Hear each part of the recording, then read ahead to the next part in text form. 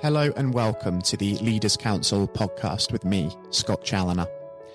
This podcast, just like the Leaders Council itself, is all about recognising and celebrating the people who keep this country running. We exist to give leaders a voice outside of their own organisations and to support them in the same way that they support their staff every single day of the week. If you are in a leadership position yourself and would like to have your voice heard on the national stage, then please do go to leaderscouncil.co.uk/apply. Now, joining me on today's programme on what is a warm spring morning here in the capital is Inzar Haq. Inzar is an entrepreneur and business development consultant at Insight Consultancy, a design agency based in Leicester, which is a trusted advisor and partner to a diverse range of businesses all across the UK. Inzar, welcome to the programme and thank you so much for joining us. Hi, Scott. Thank you very much for having me. It's a real pleasure having you on the programme, and I think a good place to start would be by addressing the elephant in the room here, and that's the fact that we are recording in mid-June 2021, and so even though we're seeing some green shoots as we move out of social restrictions, we're still somewhat in the grip of the COVID-19 pandemic, and we have been in some way for the best part of 14 months now. So with that in mind, Inzar, to what extent has all of this affected you in your business in this last year? Hugely, actually. I mean, first of all, when lockdown happened, it sort of, I think it took the whole world by surprise. It was, I remember someone coming into the office very, very early on and saying that, that this, I think everything is going to change really. And I know a few people in the office said, no, it will pass. But slowly as the days and weeks went on, it started becoming more and more serious, and we really started having to look at what we're going to do to actually pivot our business. We're a small design agency. We're based in Leicester, and all our clients are very similar to us actually. So SMEs and micro SMEs, and we didn't actually know how how the impact was going to be, and to what extent the impact was going to be. So it was really a case of, going into something that none of us had ever prepared for. And that's exactly what happened. I think during the first lockdown, there was a lot of panic. I think within the first week, we lost about 20 to 30% of our client base. And when I say lost, it was more sort of a pause. We're not quite sure how we're going to manage to, pay for the services that we offer. And a lot of our clients said that, look, we want to side with caution and see how things are before we commit to any future projects. And any future projects were in the pipeline were paused as well. So it was very difficult during the beginning. I think it's purely on the resilience of the small business community within the UK that we started to see a glimmer of hope, and people started actually saying that, look, we obviously need to put food on the table. We've got staff members that equally need that, and they started to find ways of sort of doing business in the new era. And I suppose one thing that business really doesn't like is uncertainty, and that's a large part of why a lot of projects of yours certainly have been put on pause. Even in the environment that we're in now, where we're starting to move out of social restrictions somewhat, are you still finding that there's still some lingering uncertainty there, or is the landscape starting to become a little bit better? Look, in all honesty, Scott, where we were as a business, and as I mentioned earlier, we are a small business ourselves. We ourselves were erring on the side of caution. We didn't know how it was going to sort of pan out. But we're also fortunate that we're in an industry that had a kind of a mini peak, if you like. So, as I mentioned, Insight Consultancy is a design agency. And what we found, once the initial period, the shock of the first lockdown actually happened, companies started coming back and saying to us that, look, actually what we need to do is step up our marketing, our online marketing. Whereas we've always had a website and it was much more a vanity piece, we actually need the website to be a route to market for us. So a lot of the clients started coming back and saying, well, what can you do? What can you do to support us to bring more business in? And we as an organization had to respond to that. And the way we did that was to say that, look, the customers have always been loyal, very, very fortunate in that way. So we basically went back to the drawing board and had a look at our cost base and see where we could become leaner than what we were. And you can imagine a small organization is lean in the first instance, but actually we had to find ways of, becoming even more leaner so that we could pass that on to our clients. So in that way, we were, I think we were one of the fortunate few who saw the clients come back, and even a few of our clients are restaurant chains, and those restaurant chains where there was no glimmer of hope, and as time went on, that got worse and worse. Still came back and said we still want to remain within the minds of our client base, and so in that way we were very, very fortunate that we managed to scale our business down in a way that we became leaner than what we were as an organization than we've ever been before, and we could pass it on to our clients, and they benefited from that too. That's really positive. And I suppose one way that business has really innovated over the course of this last year as well is by integrating digital and technology more into its day-to-day operations. And we've certainly seen that in some of the flexible working models that have been introduced over this last 14 months too. Now, there are benefits to working remotely, and there are benefits to, of course, having a common office space with minds working together in person.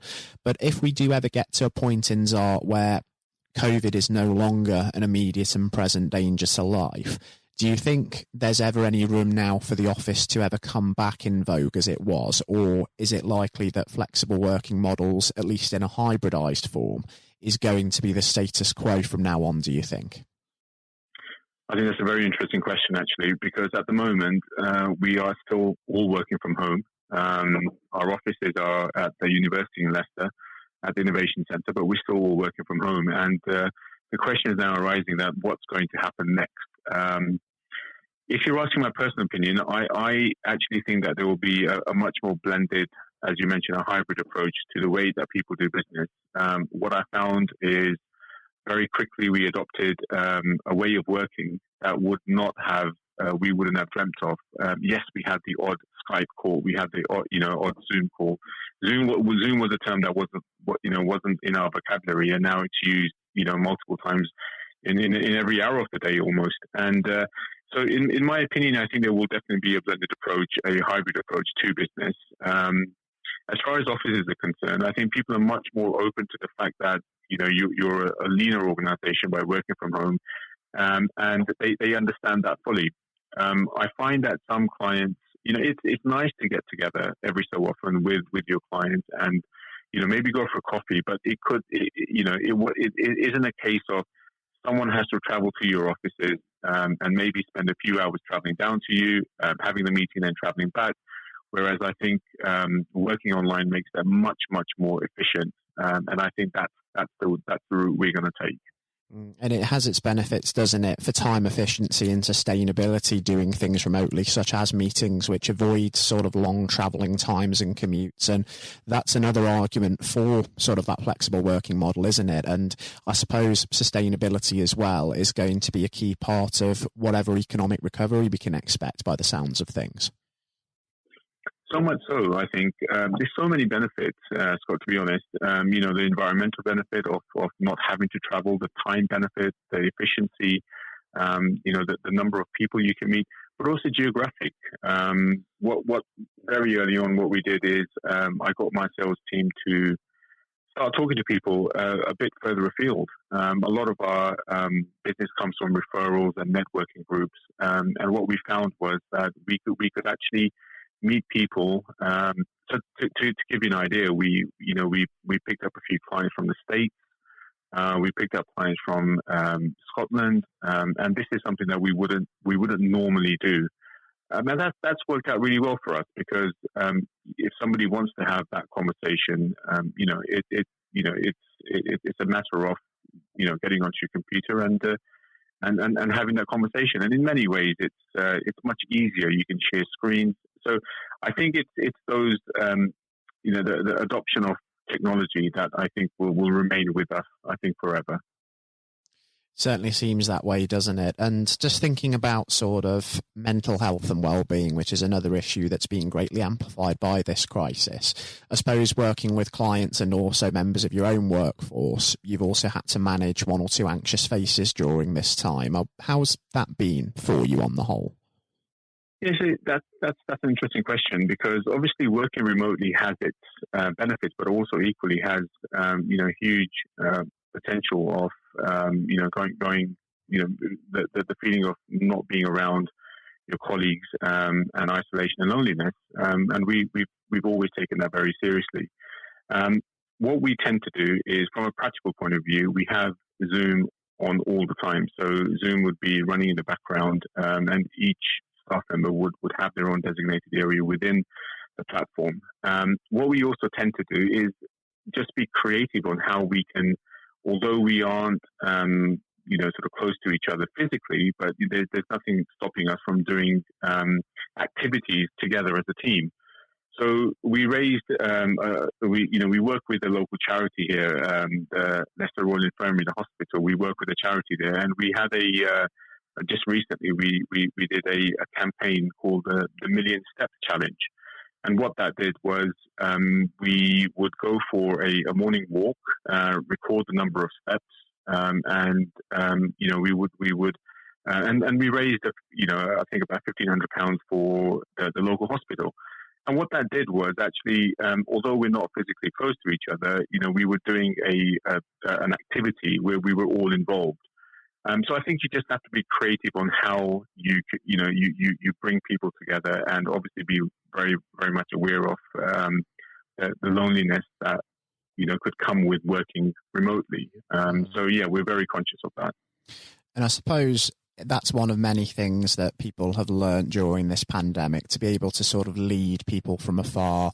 But also as well, what's come with that is an element of trust. Like, whereas people may not have tried working from home before, they've now sort of dabbled into it and realised that, I can trust my workforce to be more productive. And that's one of the things that business leaders have taken away from this, is a very key learning, I think.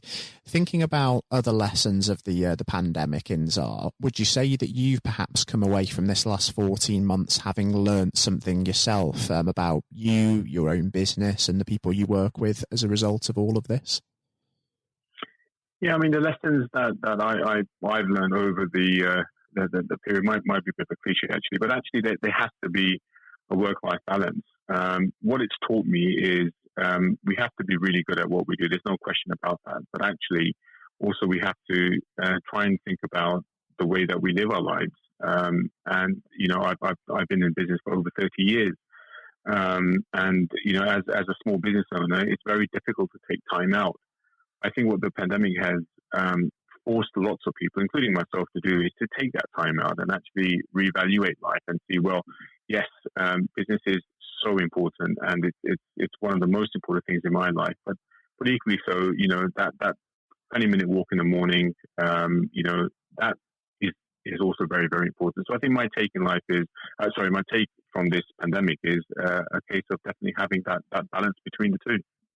And then thinking about the future now, just because I'm conscious that we are running short of time, Inzar, I know that we don't have a crystal ball in front of us and we can't predict what's to come on the horizon, and there is still an element of uncertainty there.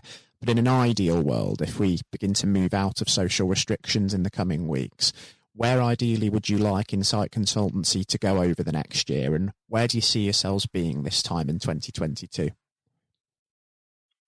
I see Insight Consultancy growing over the next coming year and the years after that as well. I see Insight Consultancy as adopting technology and using that as a means to run the business from a day-to-day basis. I see it becoming much more efficient, effective, and much more leaner than we've ever been before.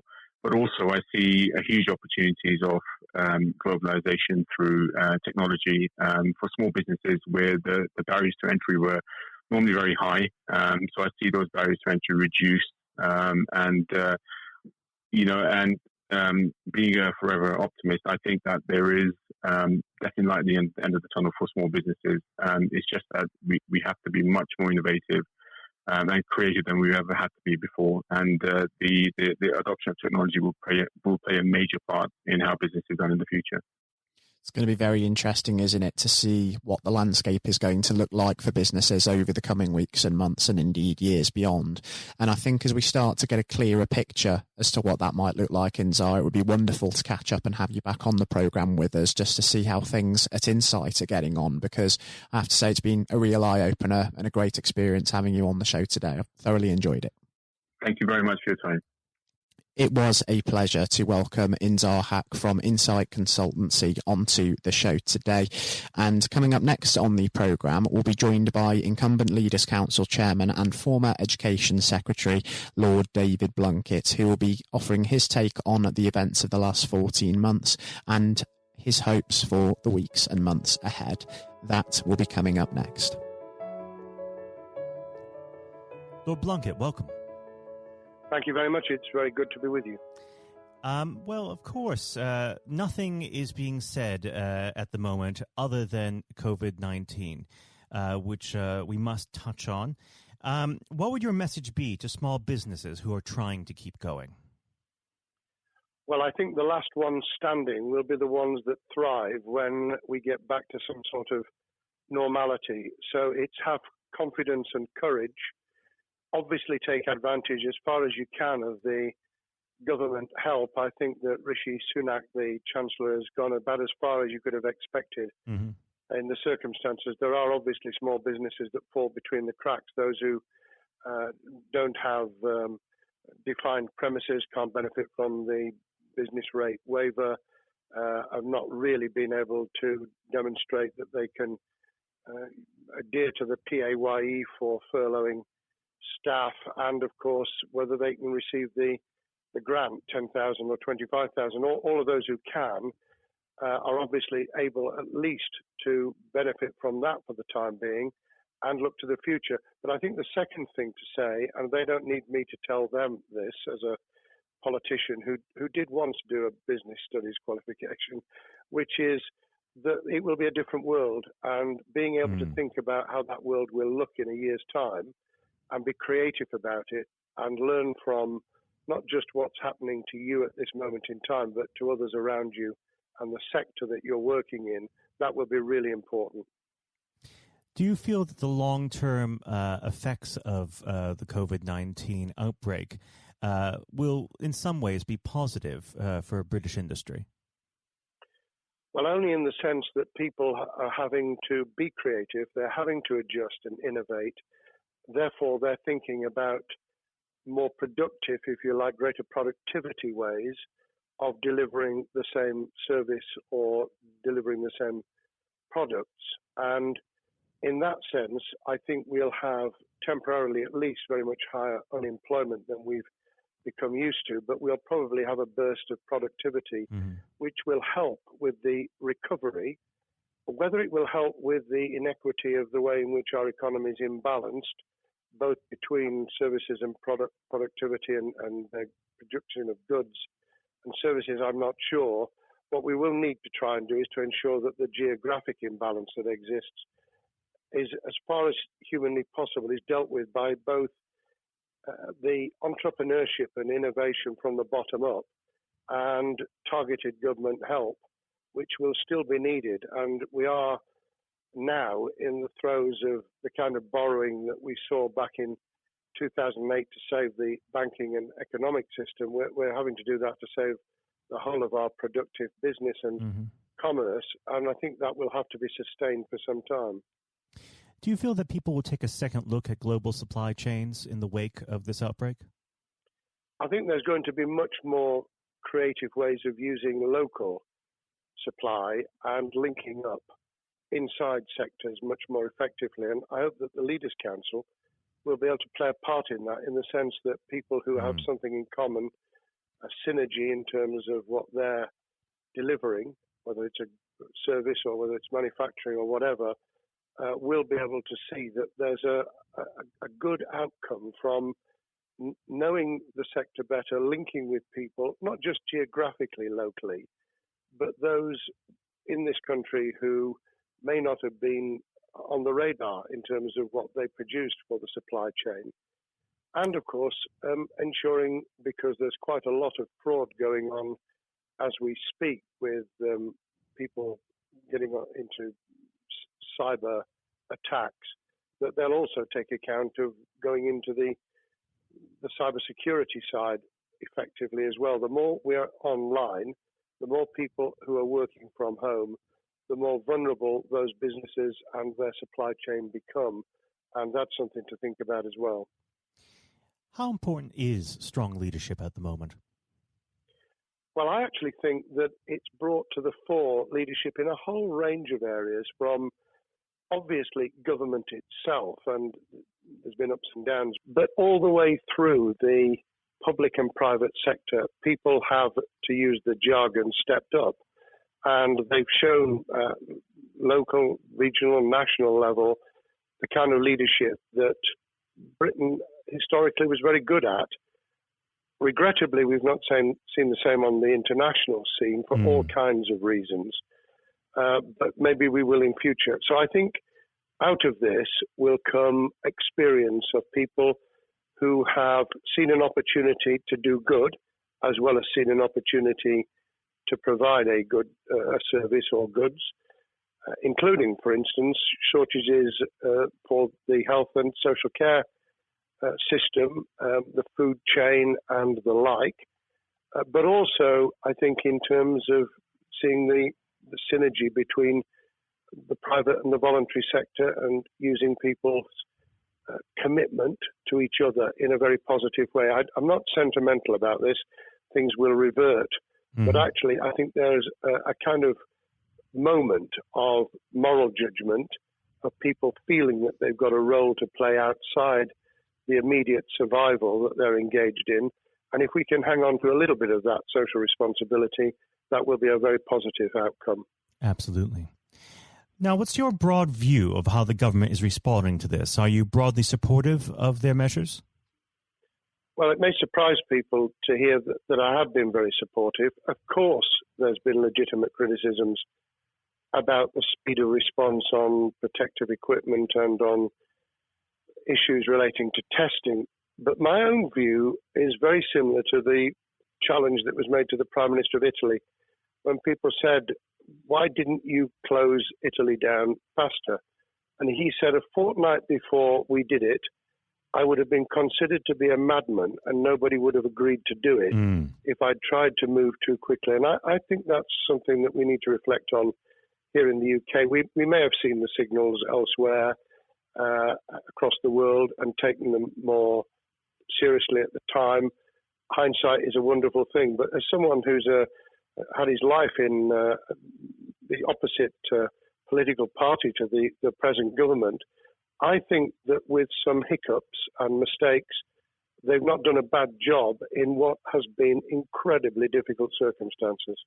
And you're absolutely right. In a liberal democracy that we live in, it's very difficult for people to swallow orders given to them from government. Well, the UK and the US, and to some extent the Scandinavian countries, have a very different history and therefore interest in maintaining the freedom to decide and the persuasion and consent that's required. Those countries that have experienced one way or another totalitarianism over the last century have a slightly different way of coming at this. I don't want to exaggerate it, but I think that that's why getting the balance right of getting people to go along with what you want them to do in their interests as well as the nation as a whole is a sensible, proportional balance. And I think we now need to adjust to the coming out of the crisis gradually, readjusting to recovery in the same way. Now, something you've mentioned recently on this balance is the police overreach in the enforcement of the COVID-19 structures that have been put in place.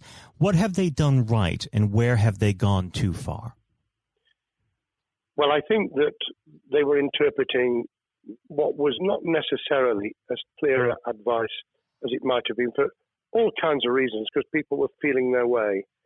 I think what's come out of it has been a demonstration by local police services in some parts of the country that they could get people to do what was needed without the heavy hand of drones overhead or people being told that they shouldn't be walking in the street, because this was all about self-isolation, not incarceration. It was about getting people not to pass the infection on to each other and therefore to provide distance rather than to make our lives a misery.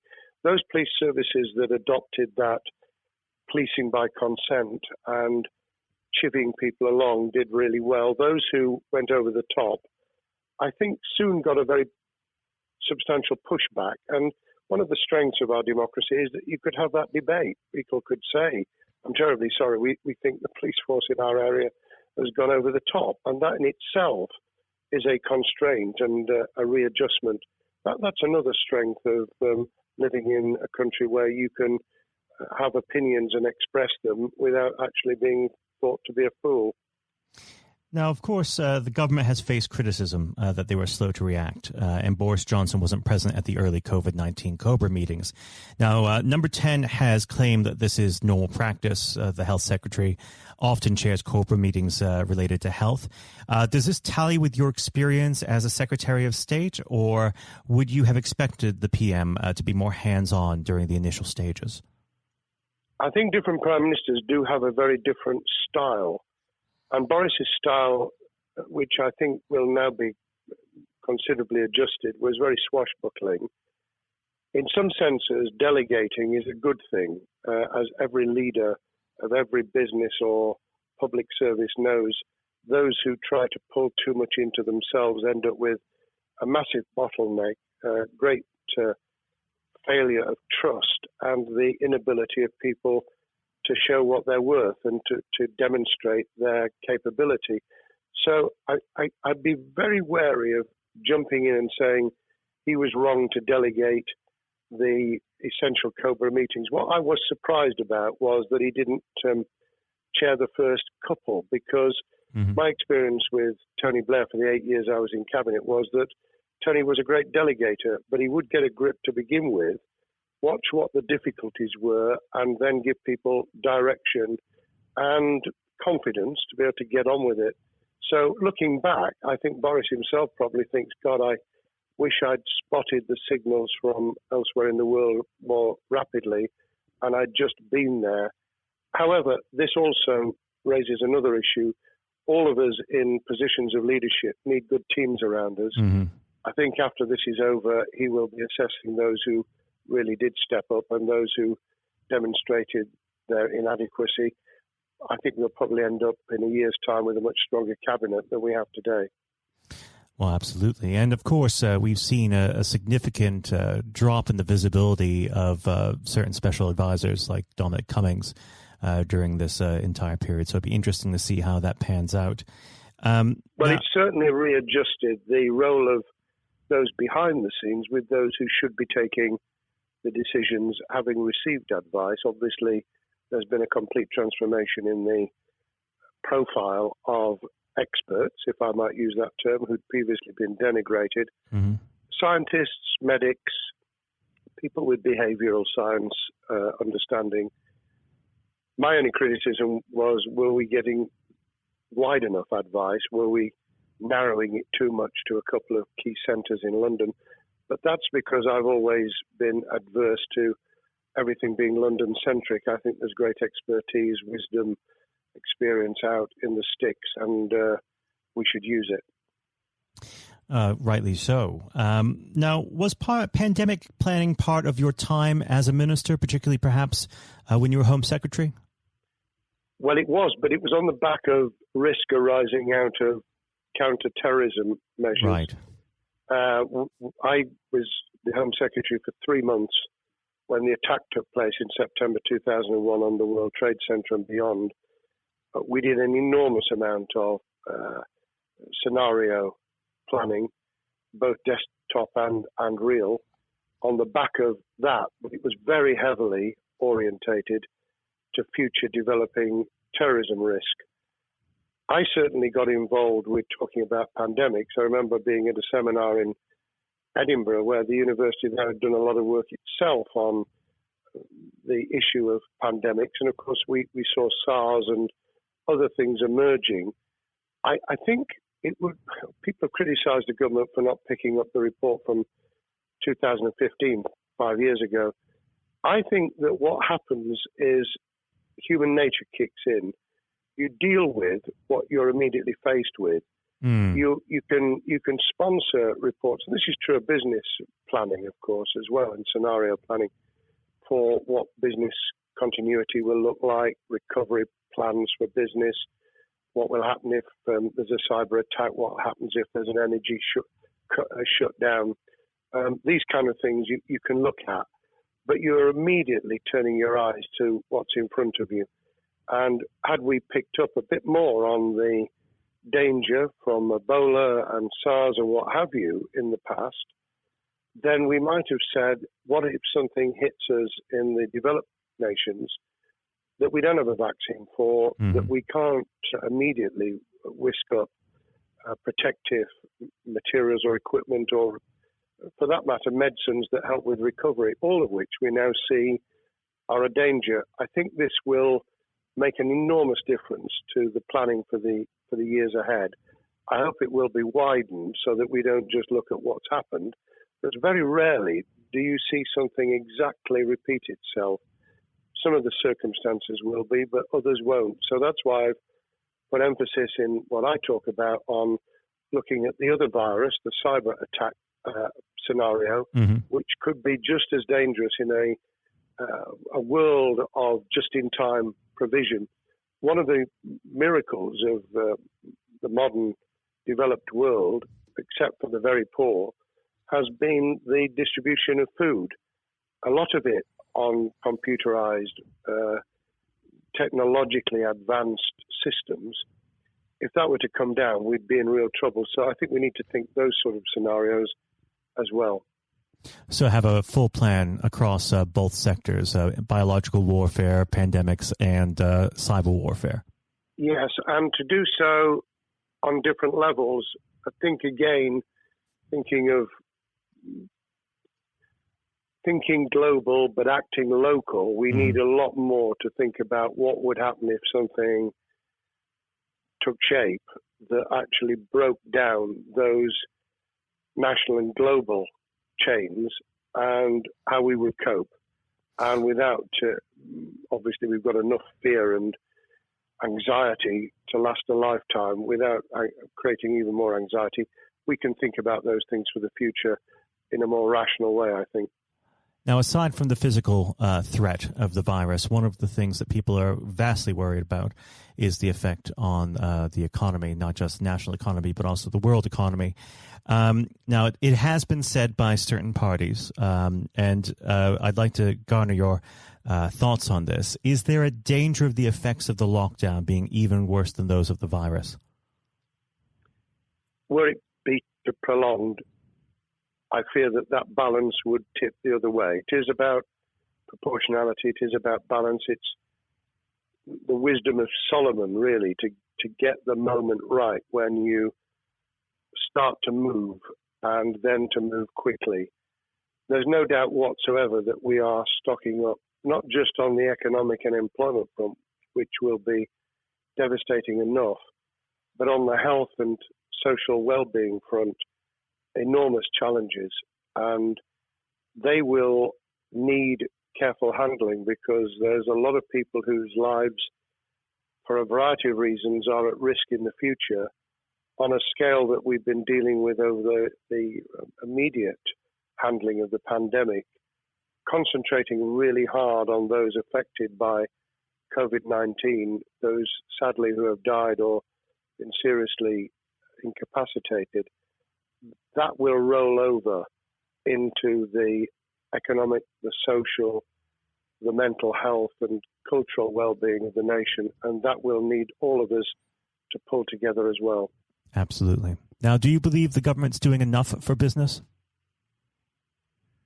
I think that the speed of reaction once the scale of the pandemic was clear, was very good. I've praised Rishi Sunak for his action. Remember, a chancellor who only just come into office was planning to deliver the budget in the middle of March and has had at least three equivalent budgets since. I think he's handled it very well. Understandably worried now about what we're doing to our economy. The level of borrowing is sustainable because of low interest rates, but it reaches a point, of course, where it tips over so that you can't then do the kind of structural investment requirements that the government were laying out before and in the March budget. And those will have their consequences as well as a planned payback over many years. I think we've learned something over the last few months. We needed to take immediate action. We don't want another round of austerity equivalent from 2010 through to 2019. I don't think the nation, on the back of what's happened and the challenges we have, could take that. And therefore, we need a different plan, economic plan, over a much longer period, just as we did from the Second World War all the way through to 2002, when the final American loans were paid off. Now, of course, one thing that's on everyone's lips, how much longer do you believe that the lockdown can go on for? I believe that we need to be substantially back in action as an economy in June.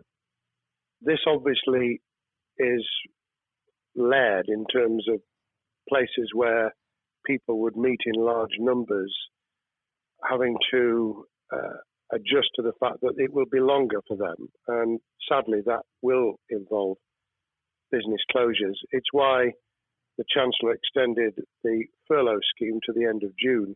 Mm-hmm. But unless we get things moving in June, I think we'll run into the summer where all kinds of services and industries will have a chain reaction effect. And what happens with one will then have a major impact on another.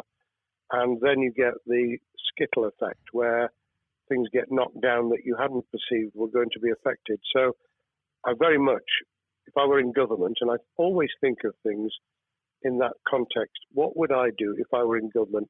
I would be on the side from the second week in May, on the side of the hawks in terms of saying we've got to start moving, and we've got to do so with the collaboration and cooperation of the public who have got the message, who did behave, who responded magnificently. Let's try and get back, perhaps, doing things differently for a time, but substantially getting back to business as usual. And unless we do that, then those areas that can't and wouldn't expect to be back in action immediately get pushed further into the middle of the year and the autumn, and then they become unsustainable. Now, of course, one of the other major developments we've had recently are the changes in the Labour Party. So if we could just speak on the Labour Party for a while. This might sound like an obvious question, but how does Sir Keir differ from Mr. Corbyn? Well, I'm biased because I believe the Labour Party has come out of 4.5 years of a black hole of a nightmare, where it neither represented a credible opposition nor an electable government, and the combination was to let those who supported the Labour Party and needed some of its policies let them down very badly. Sir Keir Starmer both is a highly intelligent, professional lawyer who, as Director of Public Prosecutions, led the service well, had to take difficult decisions at a time of austerity, understands the world beyond Labour members, but has been able to do business with those who originally supported Jeremy Corbyn and was able to command support from them. His creation of a balanced shadow ministerial team has been very encouraging. I supported Lisa Nandy, who he's made Shadow Foreign Secretary, because I thought she understood the north of England and the disaffected former Labour voters. But I believe that Sir Keir has taken on board those who have something really sensible to offer. And I believe he will be both a great leader of the opposition. More importantly, he will then present himself as a credible alternative Prime Minister. And all governments need an alternative government at their shoulder. It was true of us from 97, and it took the Conservatives some time to recover and to get to that position, but they did, and the Labour Party will, and that's crucial for our democracy. All of us need to understand and appreciate that a living, breathing, functioning democracy requires a credible, confident, and in many ways supportable opposition, as well as a government that we clearly want to do well, because none of us want, as we didn't with the COVID crisis, none of us want the government to fail. We want to see our economy recover. We want our social well-being to be taken into account. We want to overcome deep-seated inequality and poverty. And we want to do it with enterprise and entrepreneurship and business playing their role. And that is about leadership nationally, locally, in the private and the public sector. People with ideas, with confidence, with the ability to pull teams around them. Above all, to have some idea of what it is they want to achieve and a very good idea as to how to achieve it. What's the one key thing that Sir Keir needs to do to restore Labour as an election-winning party? I think Sir Keir Starmer's major challenge is to convince sceptical voters that Labour has not only reverted to a party that they can support because they can see it acting, developing, presenting as a credible alternative government, but also that the lessons have been learned from the fiasco from 2015 onwards. In other words, there have to be very clear signals of substantial change, not just the right words, not just reassurance that we're not going back to some of the crazier policies, but actually that we've understood why the electorate rejected those policies so substantially in December 2019. If people get that message, they'll understand that the Labour Party has changed, as it did in the 1980s and early 90s, to become the electable government with the greatest majority in historic majority, even greater than 1945, which I was privileged to be able to take advantage of in 1997 when I joined the cabinet. Now, I know what your answer is going to be to this question, but indulge me. Do you think Sir Keir has what it takes to be PM?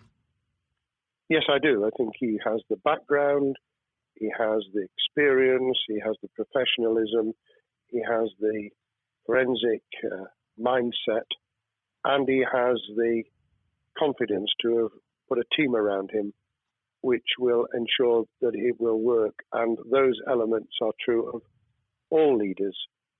Ideas, the ability to build a team, to have confidence in that team, and to be able to demonstrate leadership in practice, sometimes at the most difficult times. And, you know, the Leaders' Council, those sharing their thoughts with the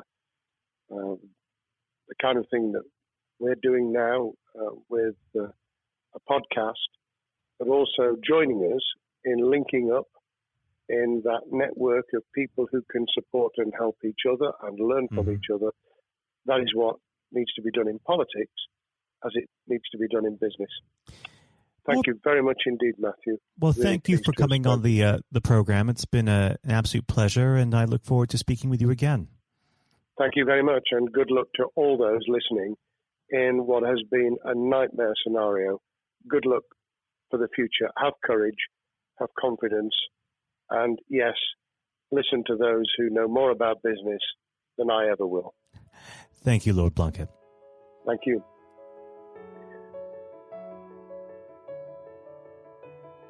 This has been the Leaders' Council podcast. Thank you for celebrating excellence in leadership with us. I've been your host, Scott Challoner. Until next time, goodbye. Thank you for listening to our podcast. The views expressed within the podcast do not reflect the views of the Leaders' Council of Great Britain and Northern Ireland, its parent company or subsidiaries, members of staff, or other guests of any other person therein associated.